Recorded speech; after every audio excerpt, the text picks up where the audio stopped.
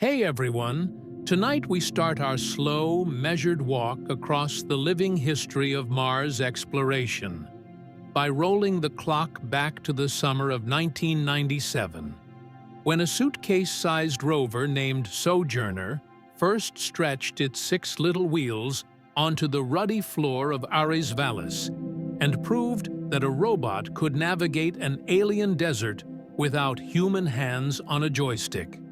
That first rover, weighing barely 11 kilograms, carried nothing more exotic than 3 stereoscopic cameras and an alpha-proton X-ray spectrometer bolted to its front bumper like a curious snout.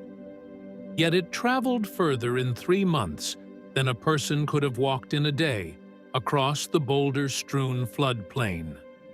Sojourner's cautious journey laid down the template for every surface mission to follow. Drive a few tens of centimeters, halt, unfurl a solar-powered antenna toward Earth, downlink a packet of hazard camera thumbnails, wait for flight controllers at JPL to approve the next microleg, then inch forward again under the sheltering arc of a thin pink sky. Although that first mission lasted a mere 83 sols, it generated an outsized harvest of lessons, ranging from the value of autonomous front-wheel obstacle detection to the sobering realization that even a nickel-thick coating of dust can cut solar output by 40%. And those lessons informed the grander ambitions of engineers who, as the new millennium dawned, were already dreaming of rovers the size of golf carts that could rove for years rather than weeks. Within conference rooms lined with mock-up components and whiteboards scrawled with power budget equations, project managers penciled out twin craft designed to withstand the jolts of interplanetary cruise, the violence of hypersonic entry, and the daily grind of rocks, dust, and frigid nights that bottomed out at 130 degrees below 0 Celsius.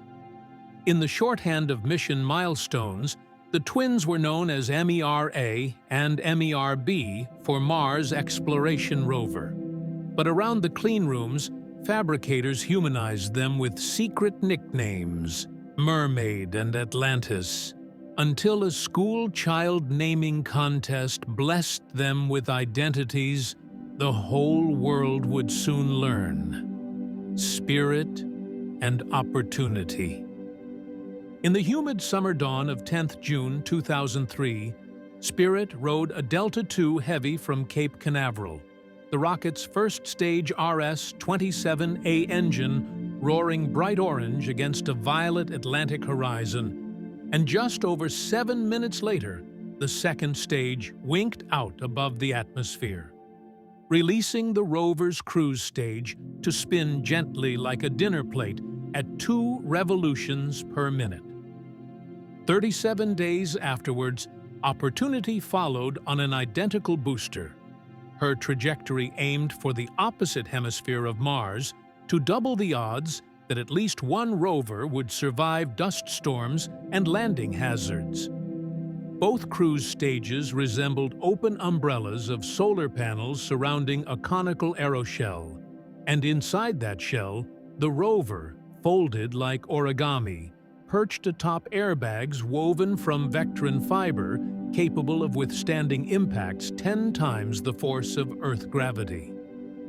6 months later, engineers on Earth hunched over consoles as Spirit dived into the Martian atmosphere at 5.5 kilometers per second, a fiery plasma sheath enveloping the heat shield and glowing white-hot at 1600 degrees Celsius.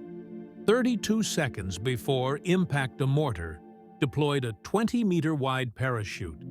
The back shell separated, and 8 hydrazine thrusters slowed the descent until the airbags inflated in just 900 milliseconds, cushioning the rover for a bounce sequence that spanned nearly 3/4 of a kilometer before coming to rest inside a shallow depression, christened Sleepy Hollow. The landing clock read 3rd January 2004, and less than 3 hours later, the rover's small low-gain antenna squawked a clean heartbeat tone across 120 million kilometers. The first sign that airbags could indeed protect a robot during a violent fall onto a jagged plane.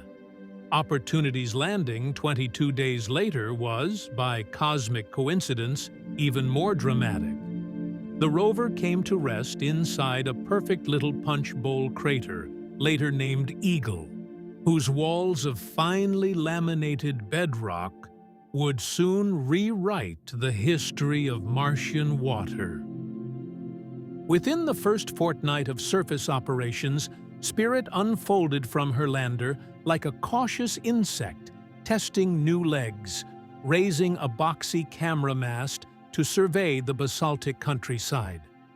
That view revealed a medley of dark volcanic rocks littered across pale dust drifts and, tantalizingly, a distant chain of low hills now known as the Columbia Range in honor of the fallen shuttle crew. Those hills shimmered under a salmon-colored sky and became a gravitational pull on every planning session. Daily routines settled into a hypnotic cadence.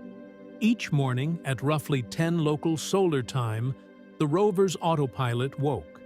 Heaters warmed critical batteries and actuators, and the high-gain dish pivoted to meet Earth rising above the southeastern horizon. Engineers uploaded a sequence that might include 14 meters of driving, 4 hazard cam shots, a Moosebauer integration on a chosen rock, then a full-pan avoidance scan. After executing commands until mid-afternoon, the rover napped through the energy-sparse late day, then relayed stored data during an orbital pass of Mars Odyssey before slipping into overnight hibernation. Its computer lulled into a drowsy, ultra-low power mode that preserved the mission's heart. Over successive sols, Spirit's wheels ground surprise trenches into dusty patches, exposing bright, sulfur-rich soil beneath a chocolate crust.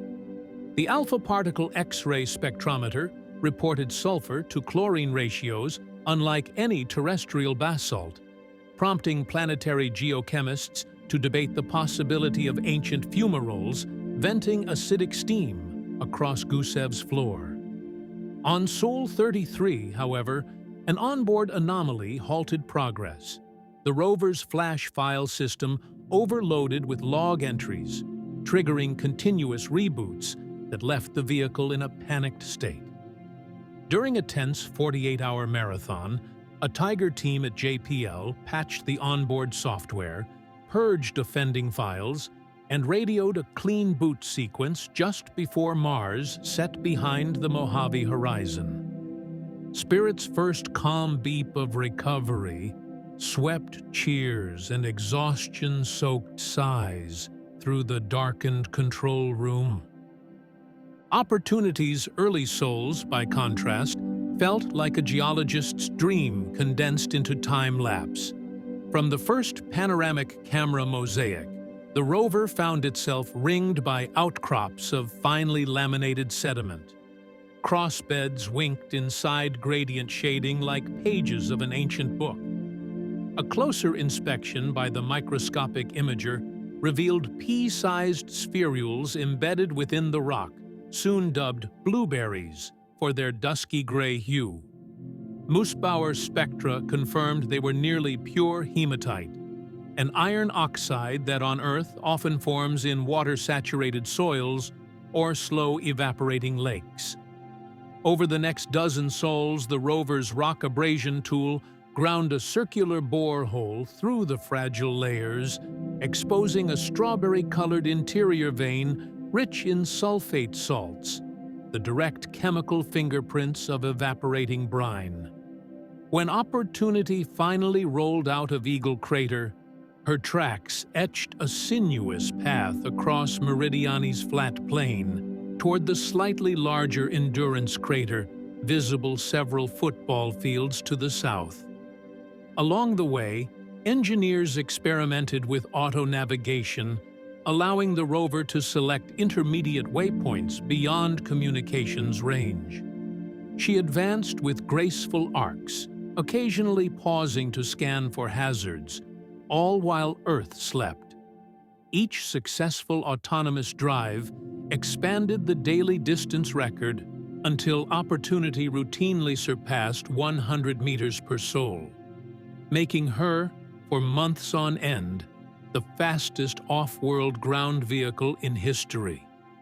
By the time she reached Endurance's rim, the rover had returned more than 20,000 raw images, every one of which students from across the globe could download in near real time, colorize, and stitch into panoramas that soon flooded message boards and high school science fairs.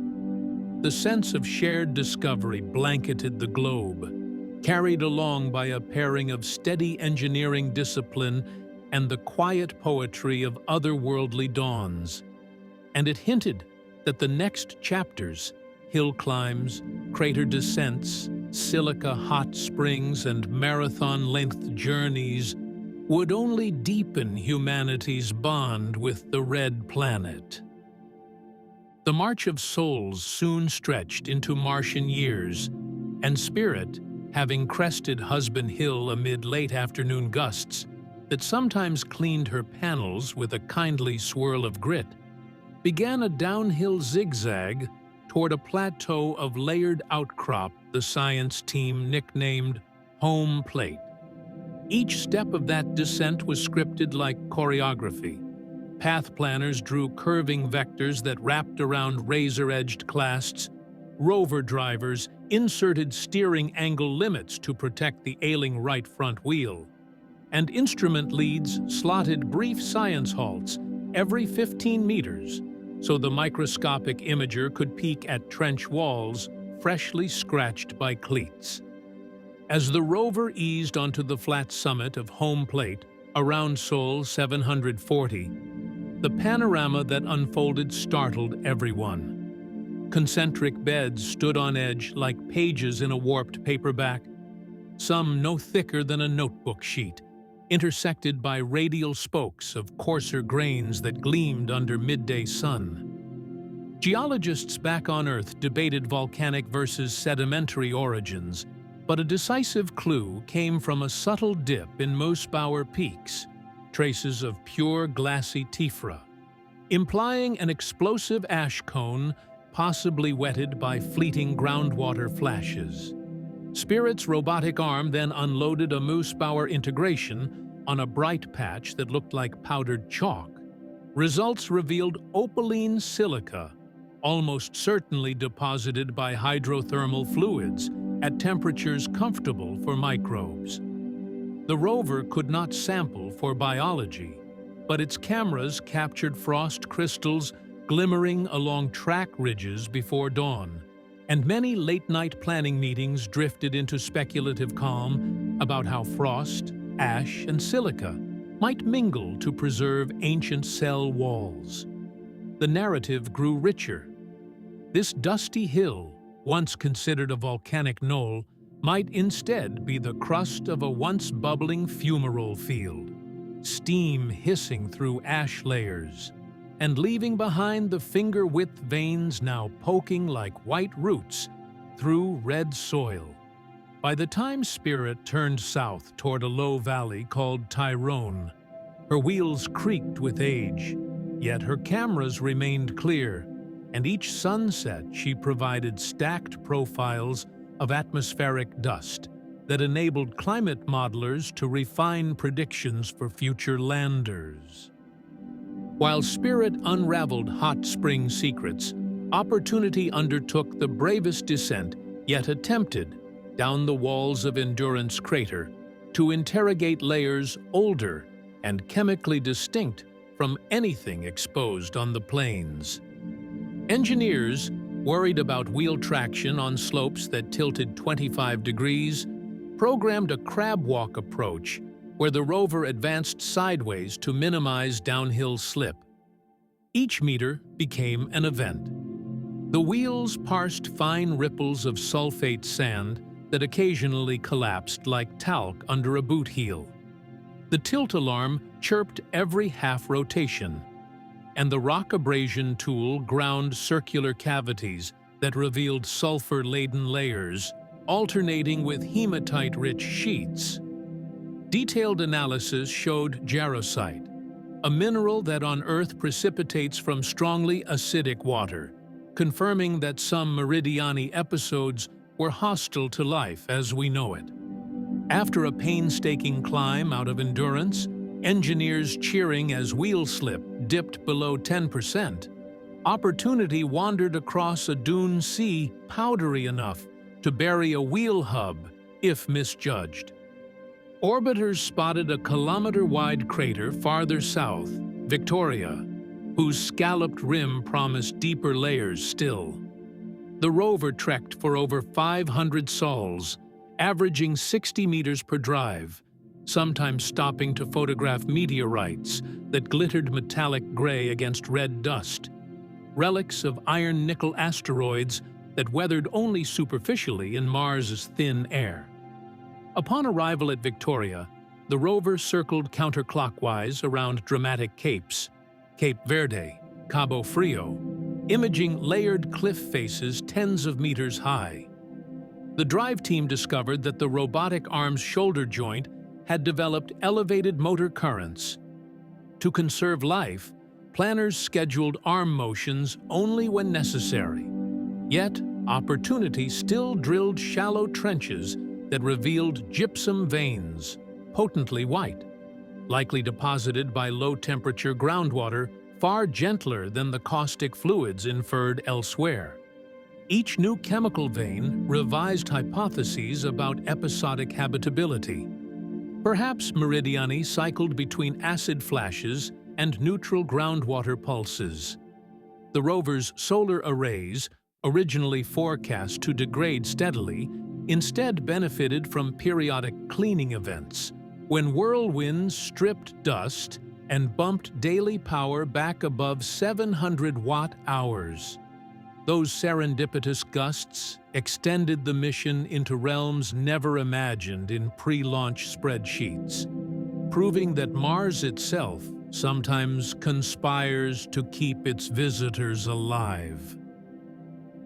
As the twin exploration rovers continued their poetry of wheels and dust, a new Leviathan was being fabricated inside JPL's ultra-clean High Bay 1. Officially called the Mars Science Laboratory, but nicknamed Curiosity, this rover weighed nearly a metric ton, stood taller than a professional basketball player, and carried 10 science instruments surpassing the payload mass of all prior rovers combined. Unlike Spirit and Opportunity, whose lifeblood was sunshine, Curiosity would harness the steady warmth of decaying plutonium. A radioisotope thermoelectric generator, or RTG, converted heat into electricity and offered a 24-hour power well insulated from dust, night, or winter. Designers equipped Curiosity with a dust-tight chemical laboratory. The sample analysis at Mars Suite held 29 miniaturized ovens to cook drilled rock powder, sniff volatile gases, and measure isotope ratios that could betray ancient organics. Alongside rode ChemCam, a laser that vaporized millimeter-sized rock spots from 7 meters away, and a MassCam able to switch between 34mm wide-angle and 100mm telephoto zoom, capturing million-pixel mosaics of distant sedimentary benches. To deliver such a behemoth safely, engineers invented the Sky Crane. A retro-propelled descent stage would hover like a hummingbird 16 meters above ground, then lower the rover on nylon bridles, severing cords only when wheels sensed weight. On 6 August 2012, millions watched a blend of telemetry and animation, the so-called 7 minutes of terror, as Curiosity pierced the upper atmosphere at Mach 22, shed plasma, deployed supersonic parachute, fired cruise balance mass, jettisoned heat shield, ignited descent rockets, unfolded bridle, and touched tires to Gale Crater's dusty floor. Controllers heard the call Tango Delta Nominal at 13 minutes after 10 Pacific Daylight Time and erupted in cheers, the world later memed as NASA Mohawk Guy. The next morning, Curiosity returned an image of Mount Sharp, a 5-kilometer stack of layered strata rising like a dusty wedding cake whose tears recorded billions of years of climate transitions. The scene evoked the Grand Canyon, but rust-toned and distant, promising a chronological hike into Martian deep time. Curiosity's first full sol on Mars was spent unshackling the robotic arm and verifying that the 150-micron per pixel navcams still held focus after violent landing loads. Drives inched across an alluvial fan of pebble-rich conglomerate, where rounded stones testified to ancient rivers ankle-deep and flowing at human walking speed. The rover's wheels imprinted Morse code JPL patterns into the mud-gray surface, serving both as a calibration target and a whimsical cultural tag. On Sol 57, Curiosity performed her first autonomous drilling into mudstone at Yellowknife Bay, producing a fine gray powder that surprised the team. Many had expected oxidized red dust. The sample contained smectite clays and a chemical recipe of sulfur, chlorine, hydrogen, and carbon, sufficient to label the environment habitable. The scientific community responded with cautious excitement. While no direct biosignatures appeared, the site resembled an earthly lakebed of moderate pH and salinity, not the acidic, oxidizing deserts once assumed. Over the subsequent 1,000 sols, Curiosity's radiation instrument tallied cosmic ray dosages, her weather station tracked diurnal pressure tides, and her chemical and mineralogy X-ray diffractometer quantified mineral phases once only guessed from orbit. Each dawn, the rover's deck warmed under a peach-hued sun, half the diameter seen from Earth, while sharp-edged ventifacts scattered across the Murray Formation sliced aluminum wheel skins, prompting mission managers to throttle drive speeds and route over softer sand corridors. Autonomous drive software grew more sophisticated, enabling the rover to plan hundreds of safe waypoints beyond line of sight. Yet ground crews still penned nightly science wish lists, each command packet a love letter encoded in binary destined for delivery by UHF relay. By Sol 2000, Curiosity parked on Vera Rubin Ridge, a hematite-rich bench first flagged from orbit, and there she drilled Aberlady, encountering an unexpected clay-bearing layer. The discovery triggered new models.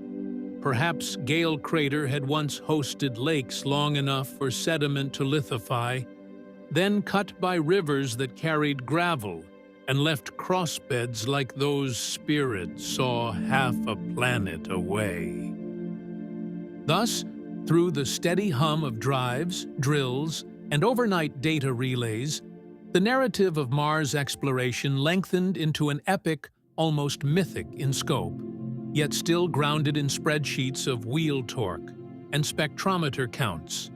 The relaxed cadence of daily commanding, upload, sleep, downlink, analyze, shaped the lives of thousands of engineers and students across 2 decades, and those countless micro-decisions accumulated into a grand panorama of Martian history stretching from steamy fumaroles to cold deltaic mudstones.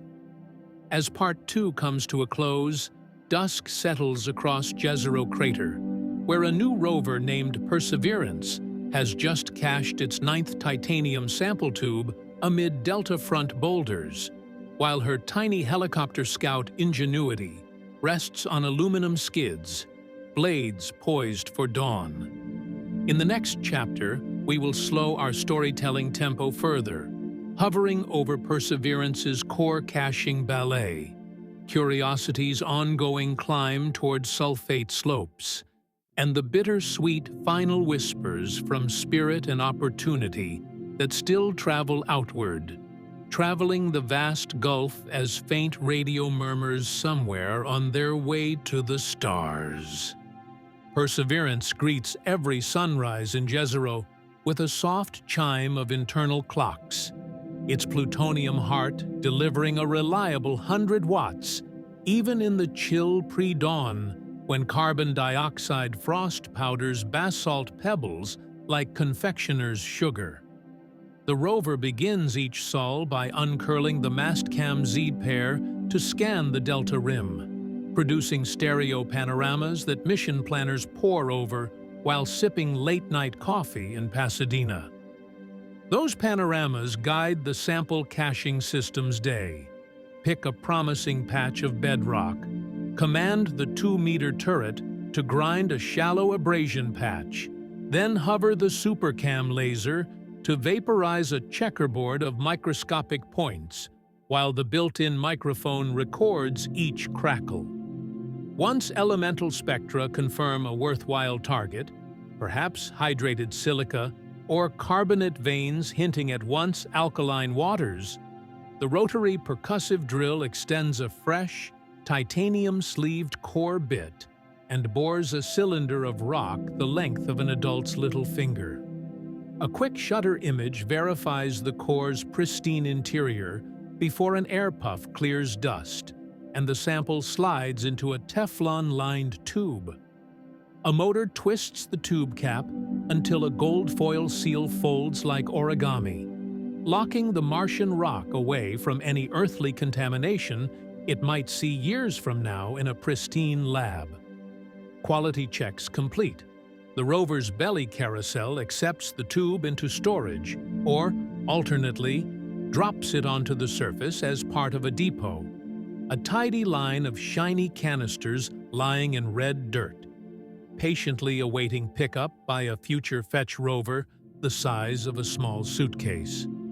During each caching operation, Ingenuity loiters a kilometer away, its twin carbon fiber rotors spinning 2,400 revolutions per minute, scouting sand hazards invisible in orbiter's 8-bit shadow maps and photographing rover tracks etched across rippled regolith. The helicopter's flight logs read like avian haiku: takeoff pitch 2 degrees, climb to 12 meters, translate east 40, yaw 90, land on Pebble Flat anti-meridium, and every successful sortie extends humanity's aerial Los Alamos to yet another extraterrestrial world. Between flights, Ingenuity's avionics board naps in -80-degree air, warmed only by resistive heaters sipping milliwatts from a 6-cell lithium-ion pack. Morning sunlight recharges the battery through flexible solar shingles, smaller than a cell phone screen. The rover helicopter duo has evolved into an efficient 2-act play. Rotor blade wind blows dust from Perseverance's deck, while the rover's high-gain antenna shields Ingenuity from swirling vortices, and both broadcast health tones on carefully staggered UHF slots, so orbiters never confuse their voices. Beyond daily science, Perseverance serves as the opening chapter of the Mars Sample Return epic, a multi-spacecraft relay that reads like hard science fiction, but now sits in fabrication bays. Engineers at NASA's Marshall Space Flight Center weld propellant tanks for the Mars Ascent Vehicle, a slender 2-stage rocket destined to ignite atop Jezero's ancient delta, lofting a soccer ball-sized container brimming with sample tubes into low Mars orbit. ESA's Earth Return Orbiter, fitted with a NASA capture cone, will rendezvous with that spinning container, swallow it like a cosmic carnival game, then power its ion drives for a 3-year spiral home. At journey's end, a heat-shielded capsule not much larger than the Apollo ballot boxes will slice through Earth's atmosphere and parachute into Utah's desert salt flats, bearing inside the first pristine Martian rocks, cores cut by Perseverance, sealed under Jezero skies, and preserved through 2 planetary atmospheres worth of fiery entry.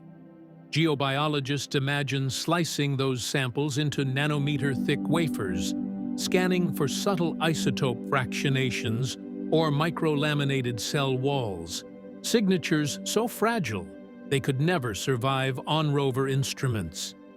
Meanwhile, Perseverance continues to pocket new cores, igneous basalt that will tie Mars's crater count chronology to absolute radiometric ages, carbonate-cemented mud that may trap bubbles of 4-billion-year-old air, sulfates that could lock away trace organics shielded from galactic cosmic rays. Each cached tube adds a verse to the song of Martian habitability. And the rover's dust-streaked wheels carve punctuation marks in clay deltas older than complex life on Earth. Farther south, Curiosity still climbs Mount Sharp in patient spirals. The rover's wheels, scalloped and pierced, continue to soldier on, thanks to low-speed driving protocols and machine vision risk maps that sidestep knife-edged ventifacts. Probe arm drilling now relies on a feed-extended technique where the entire arm substitutes for a jammed drill feed mechanism, pushing the bit into rock with calculated flex of elbow joints, proof that adaptability outlives hardware. Curiosity's ChemCam has logged over 900,000 laser shots, speckling rock faces with pinhead craters, while the rover's radiation detector continues to count high-energy particles, its data-shaping shielding architectures for Orion capsules and Musk-era starships alike. The rover's weather mast, battered by dust devils indistinct to Earth-based cameras, still records pressure tides that ring the planet twice daily like slow heartbeat pulses. During global storms, the pressure sensor sees the atmosphere bulge as dust warms the air, then slowly contract as skies clear.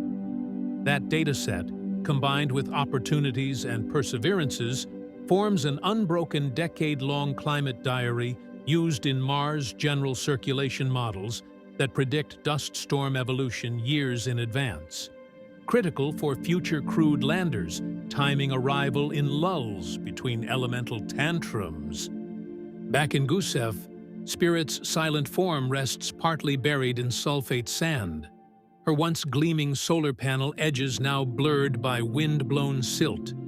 Yet every few marathons, a passing dust devil scours the site, and orbiters glimpse the lander's bright reflection. Opportunity, too, remains on Endeavour's rim, panels coated but intact. From orbit, their shadowed silhouettes resemble cairns on an endless desert trail, tiny monuments to endurance. And Sojourner's airbags? They lie deflated near the rusted shell of Pathfinder's lander, both relics half-submerged in sediment drifts. In orbital images, they appear as ghostly outlines that shift by millimeters under relentless katabatic breeze. Collectively, these artifacts form an evolving archaeological record of human persistence, and future astronauts may one day trek between memorial plaques engraved with mission logos, perhaps salvaging parts for an improvised greenhouse or a museum under a transparent dome. As for the near future, designers sketch pressurized rover cabins with panoramic windows, surface hoppers fueled by locally produced methane, even inflatable habitats nestled against scarps that hold subsurface ice. Ingenuity's descendants may weigh 50 kilograms carrying multispectral cameras and mini ground-penetrating radars, while the first crewed base might piggyback on Perseverance's sample depot, retrieving tubes while setting up weather towers that borrow electronics from Curiosity's surplus flight spares. In quieter nighttime hours, astronauts might radio Earth with the same calm phrases once spoken by rover operators. Command load complete. Sequence begin. Wheels leveling. Except now the voices sit inside the dust-scented air they describe, gazing at Phobos, slicing across a butterscotch sky, where Earth hovers as a pale blue star near dawn. Let these intertwined stories, the shivering irons of Opportunity's wheels, the puckered silica trenches under Spirit, the smoky buzz of Curiosity's laser, the whirring rotors of Ingenuity, and the steady hum of Perseverance's sample carousel settle over you like a Martian twilight halo, turning the sky from peach to lavender. Imagine that somewhere over Jezero, Perseverance stands parked on a gentle rise, its mass cam tilted just below the horizon, lenses catching the last sunlight that skims delta ridges billions of years in the making. Dust motes glide through cooling air, wheel tracks fade under soft drifts, and the rover's internal clock clicks one more soul into memory. Far above, relay orbiters blink past, tiny beacons carrying packets of images and instrument counts that, hours later, appear on screens back on Earth, where another overnight planning shift whispers approval, writes a new drive plan, and prepares yet another dawn's worth of commands. In that quiet handoff, planet to orbiter, radio to dish, software to rock surface, Mars yields its secrets, grain by grain, and the vast, silent desert reveals itself not as empty, but as an open library, waiting for gentle readers to turn its pages. Close your eyes, follow the rhythmic cadence of soul after sol, and let the planet's patient pulse lull you into a peaceful drift, knowing that as you rest, a fleet of tireless robots continues its slow, deliberate conversation with an ancient world under an alien sky.